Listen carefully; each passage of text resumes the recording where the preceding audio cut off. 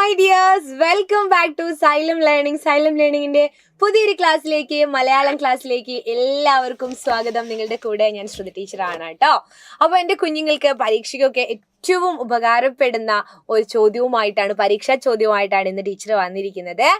എന്താണെന്ന് നമുക്ക് നോക്കാം. അതിനു മുൻപ് നമ്മുടെ ചാനലൊക്കെ ആദ്യമായിട്ട് കാണുന്നവരൊക്കെ ഉണ്ടെങ്കിൽ എന്ത് ചെയ്യണം? അവർക്ക് കാര്യങ്ങളൊന്നും അറിയണ്ടാവില്ലല്ലേ? അപ്പോൾ വാട്സപ്പ് കമ്മ്യൂണിറ്റി ഗ്രൂപ്പൊക്കെ ഉണ്ട്, അതിൽ ജോയിൻ ചെയ്യണമെങ്കിൽ മാത്രമാണ് ലൈവ് ക്ലാസ്സിന്റെ നോട്ട്സൊക്കെ, ലൈവ് ക്ലാസ് കഴിഞ്ഞിട്ട് അതിന്റെ നോട്ട്സൊക്കെ നിങ്ങൾക്ക് കിട്ടുള്ളൂ. അപ്പോൾ അതിന്റെ ലിങ്ക് നമ്മുടെ ഡിസ്ക്രിപ്ഷൻ ബോക്സിൽ തന്നെ ഉണ്ട് കേട്ടോ. ഫോർ മോർ നോട്ട്സ് എന്ന് പറഞ്ഞിട്ട് വാട്സപ്പിൽ ജോയിൻ ചെയ്യാനുള്ള ഒരു ലിങ്കാണ്. അതിലൊക്കെ ജോയിൻ ചെയ്യുക, ലൈവ് ക്ലാസ്സിലൊക്കെ കൃത്യമായിട്ട് നിങ്ങൾ കയറുക കേട്ടോ. ഓക്കെ, അപ്പോൾ പരീക്ഷയെ ചിരിച്ചുകൊണ്ട് നേരിടണം നമ്മൾ അല്ലേ? പരീക്ഷയെ എങ്ങനെയാണ് നമ്മൾ ചിരിച്ചുകൊണ്ട് നേരിടുക? യെസ്, നമുക്ക് എല്ലാത്തിനും ഉത്തരം എഴുതാൻ കഴിഞ്ഞാൽ നമുക്ക് അടിപൊളിയായിട്ട് പരീക്ഷ എഴുതാൻ പറ്റും, അങ്ങനെയല്ലേ? അപ്പോൾ കത്ത് തയ്യാറാക്കാം. സിമ്പിൾ ആയിട്ട് ഒരു കത്ത് എങ്ങനെയാ തയ്യാറാക്കുക? നിങ്ങൾക്ക് ഒരു വിഷയം ഒന്നും തന്നിട്ടില്ല, അല്ലെങ്കിൽ ഏതെങ്കിലും ഒരു വിഷയമായിരിക്കും തരാം. നിങ്ങളുടെ സുഹൃത്തിന് നിങ്ങളുടെ പിറന്നാളിന് വരാൻ പറ്റാത്തതിൽ അല്ലേ, സുഹൃത്ത് നിങ്ങളുടെ പിറന്നാളിന് വന്നില്ല, എന്തോ ബുദ്ധിമുട്ട് കാരണം. അപ്പൊ ആ സുഹൃത്തിന് നിങ്ങളുടെ പിറന്നാൾ വിശേഷങ്ങളൊക്കെ പങ്കുവെച്ചുകൊണ്ട് ഒരു കത്ത് തയ്യാറാക്കുന്നതാണ് ടീച്ചർ എഴുതുന്നത്. അപ്പൊ ആദ്യം നമ്മൾ എന്ത് വേണമെന്നറിയോ? ആർക്കാണോ കത്തയക്കുന്നത് അവരുടെ പേരും അഡ്രസ്സും ആദ്യം എഴുതണം. പേരും മേൽവിലാസവും അല്ലേ? മേൽവിലാസം. പ്രേഷിതൻ എന്നാണ് പറയുക. പ്രേഷിതൻ എന്ന് പറഞ്ഞാൽ ആരാണോ കത്തയക്കുന്നത്, അതായത് നമ്മുടെ ഫ്രം അഡ്രസ് എന്ന് പറയില്ലേ?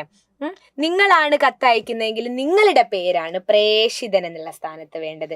നിങ്ങൾ ആർക്കാണോ കത്തയക്കുന്നത് അവരുടെ പേരാണ് സ്വീകർത്താവ്, ടു അഡ്രസ്. അവരുടെ പേരും മേൽവിലാസവും. മേൽവിലാസം എന്ന് പറഞ്ഞാൽ എന്താ? വീട്ടുപേരും സ്ഥലവും പിൻകോഡും ഒക്കെ ചേർന്നിട്ട് നിങ്ങളുടെ അവർക്ക് കത്ത് കിട്ടാൻ എന്താണ് വേണ്ടത്? ഇപ്പൊ ഉദാഹരണത്തിന് ടീച്ചർ ഒരു പേരിടാം. ഇത് പേര് കറക്റ്റ് ആയില്ലെങ്കിലും നമ്മൾ ആർക്കാണോ അയക്കുന്നത് അത് നമ്മൾ കറക്റ്റ് ആയിട്ട് എഴുതണം അല്ലേ? പേര്, ഇപ്പൊ പേര് ഞാൻ എഴുതിത്തരാം. ഞാനിപ്പോൾ ആർക്കാണ് അയക്കുന്നത്? ഇപ്പൊ അമ്മൂനാണ് കത്തയക്കുന്നതെങ്കിൽ, അല്ലെങ്കിൽ അമ്മൂനല്ല, ഞാൻ പാറൂനാണ് കത്തയക്കുന്നത്. അപ്പൊ പാറു. ഒരു വീട്ടുപേര് എന്താണ്? സ്നേഹവീട് എന്ന് കൊടുത്താലോ? സ്നേഹവീട്.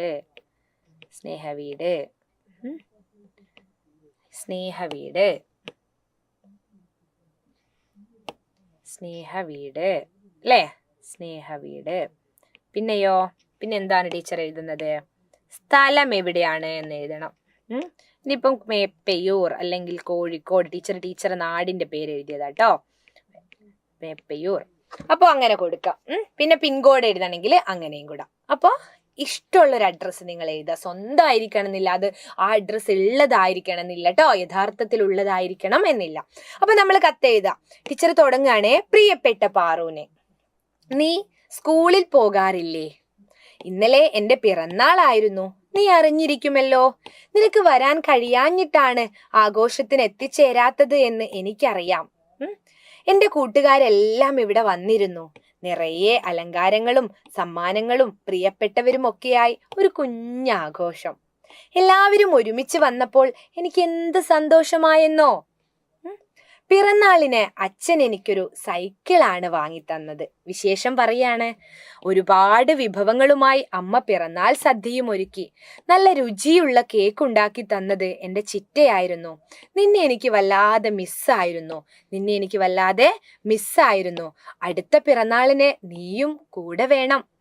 അന്ന് നമുക്ക് ഒരുമിച്ച് പാവപ്പെട്ട കുറേ പേർക്ക് ഭക്ഷണം കൊടുക്കണം. വീട്ടിൽ എല്ലാവരോടും ചോദിച്ചതായി പറയണേ എന്ന് സ്നേഹത്തോടെ ആരുടെ പേരാണ്? മാളു അല്ലേ? മാളു എന്ന് സ്നേഹത്തോടെ മാളു. അപ്പൊ ടീച്ചർ ഇതുകൊണ്ട് ഇവിടെ എഴുതിത്തരാം. എന്ന് സ്നേഹത്തോടെ മാളു. പാറുവിന് കത്ത് എഴുതിയതാണ് മാളു അല്ലേ? പിന്നെ ഇവിടെ സ്ഥലം എഴുതിയിട്ടുണ്ട്, ഡേറ്റ്. അത് ഇന്നത്തെ ഡേറ്റ് ആണ് ടീച്ചർ ഇട്ടത്, ഈ ഒരു ദിവസത്തെ ഡേറ്റ്. അപ്പോൾ ഏതെങ്കിലും ഒരു ഡേറ്റ് ആണ് നമ്മൾ ഇടുക കേട്ടോ. ഏതെങ്കിലും ഡേറ്റ് ഇട്ടാൽ മതി. എന്ന് സ്നേഹത്തോടെ മാളു. അപ്പൊ ആദ്യം നമ്മൾ അഭിസംബോധന ചെയ്തിട്ടുണ്ട് അല്ലേ? പ്രിയപ്പെട്ട പാറുവിന്. പിന്നെ കാര്യങ്ങൾ പറഞ്ഞു. എന്തൊക്കെയാണ് കാര്യങ്ങൾ എന്നുള്ളത്? ആദ്യം നിനക്ക് സുഖമാണോ, സ്കൂളിൽ പോകാറില്ലേ എന്നൊക്കെ ചോദിച്ചു. പിറന്നാളായിരുന്നു, അതിന്റെ വിശേഷങ്ങൾ പറഞ്ഞു. പിന്നെ വീട്ടിലെല്ലാവരോടും ചോദിച്ചതായി പറയണേ എന്ന് സ്നേഹത്തോടെ മാളു. സ്ഥലവും തീയതിയും അല്ലേ? ഇത് മാത്രാണോ കത്ത്? അല്ല, നമ്മൾ ഒഫീഷ്യലായിട്ട് അയക്കുന്ന കത്തുകളുണ്ട്. ഇത് നമ്മൾ സുഹൃത്തിന് അയക്കുന്ന കത്തുകൾ. ഒഫീഷ്യലായിട്ട് അയക്കുന്ന കത്ത് ടീച്ചർ മറ്റൊരു വീഡിയോയിൽ പറയാം. അപ്പോൾ ഇതെല്ലാവരും പഠിക്കുക. നിങ്ങളെല്ലാവരും എന്ത് ചെയ്യുക? അടിപൊളിയായിട്ട് പരീക്ഷയൊക്കെ എഴുതാൻ വേണ്ടിയിട്ട് ഇത്തരം വീഡിയോസുമായിട്ട് ടീച്ചർ ഇനിയും വരുന്നതായിരിക്കും. അപ്പോൾ കത്ത് മനസ്സിലായല്ലോ അല്ലേ? അപ്പോൾ ടീച്ചർ കാണാം. ബൈ.